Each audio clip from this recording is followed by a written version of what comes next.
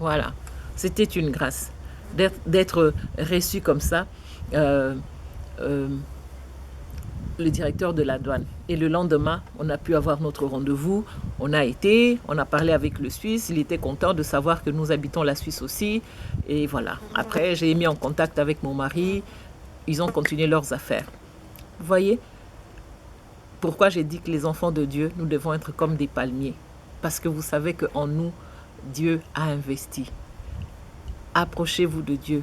Pour les mamans, les papas, les frères, les sœurs qui n'ont pas encore donné leur vie au Seigneur et que vous êtes en train de voir que le temps est en train de passer. Non, c'est le temps tout simplement de vous approcher de Dieu, de vous attacher à Dieu et le Seigneur lui-même va vous relever. Parce que tout ce temps-là que vous croyez que vous êtes en souffrance, vous n'êtes pas en souffrance. C'est Dieu qui est en train de fonder, comme on dit, la fondation, les racines. Dieu est en train de planter en vous.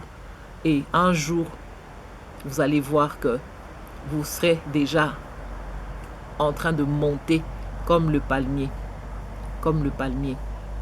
Vous voyez? Sachez qu'en chaque être humain, Dieu a investi.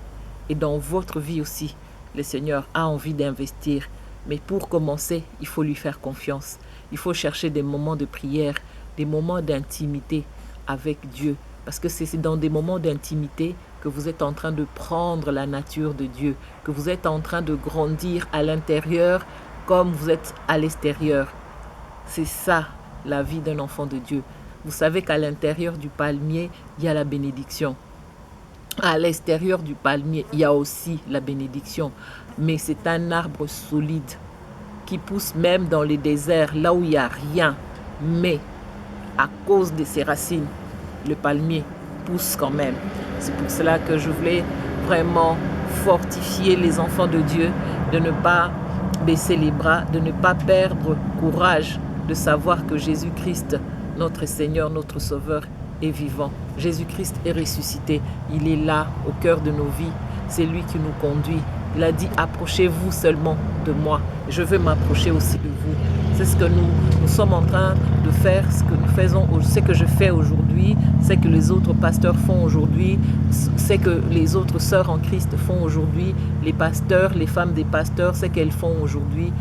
C'est le Seigneur qui les envoie pour amener les âmes au Seigneur, pour que nous puissions être, comme on dit, un jour, nous tous, auprès de notre Seigneur, là où il est parti, nous préparer une place. C'est ça la volonté de Dieu. Jésus-Christ est venu pour sauver. Il est venu pour libérer. Il est venu et il est mort à la croix pour nous. Et il est ressuscité. Il est ressuscité aussi pour nous. C'est pour cela qu'il est très important de donner sa vie au Seigneur Jésus-Christ. C'est lui qui viendra te relever, c'est lui qui viendra te soutenir, c'est lui qui va te ramasser tout en bas pour te faire monter, pour que tu montes comme le palmier. Lorsque tu traverses des moments difficiles, ne crois pas que Dieu ne te voit pas, ne crois pas que Dieu t'a oublié. Dieu est en train de faire un travail intérieur dans ta vie. Dieu est en train de faire un témoignage dans ta vie. Qu'est-ce que nous allons laisser à nos enfants? Même si tu laisses des maisons, mais si tu n'as pas un message à donner à tes enfants, à laisser à tes enfants, tu vas leur laisser quoi? Les habits périssent, s'abîment, se détruisent. Les bijoux, des fois même on le perd. Mais ton témoignage de vie, ça, les enfants ne perdront jamais. C'est pour cela que je parle vraiment aux mamans et aux parents, même aux jeunes femmes. Prenez le temps de parler avec vos enfants. Témoignez-leur comment vous avez fait lorsque les moments étaient difficiles, comment on a fait pour se relever, pour se mettre debout, pour continuer. Vous voyez, vraiment, je vous bénis. Je bénis mes sœurs qui m'écoutent, les abonnés de Sephora Light, soyez bénis. Continuez à partager, continuez à vous abonner. Comme je dis toujours, ce que je suis en train de faire ici, me connaissant, peut-être je ne le ferai pas parce que je suis au départ un peu timide. Mais j'aime bien, depuis que le Seigneur m'a enlevé cet esprit de timidité, il a mis sa sémence en moi.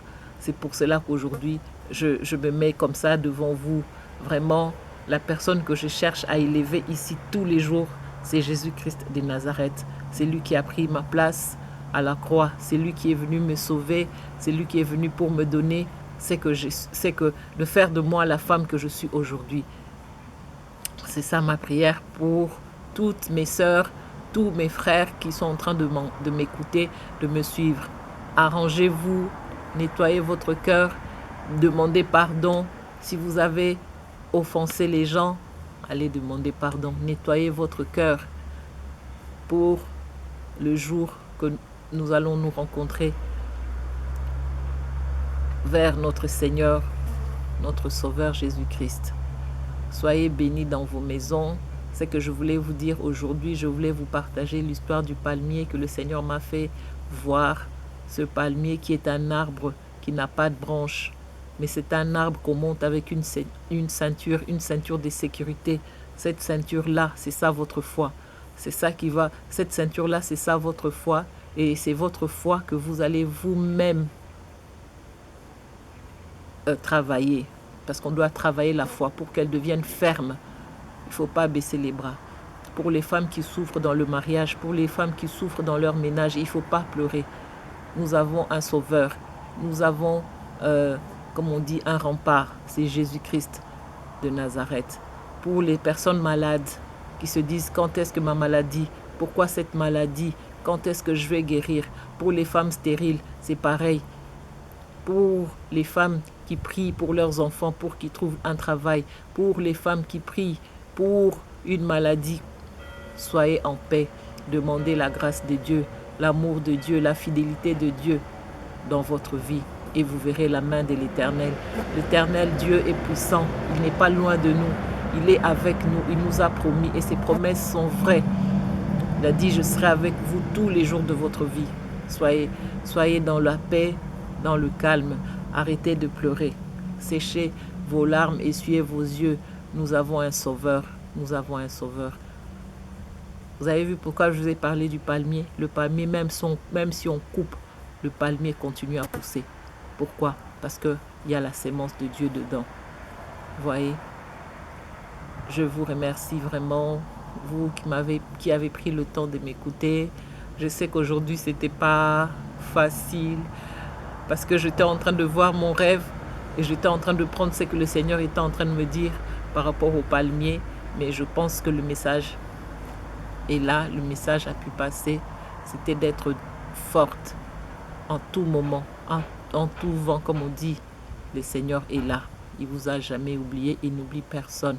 Soyez des femmes fortes qui vont bâtir, des femmes des valeurs, comme on dit.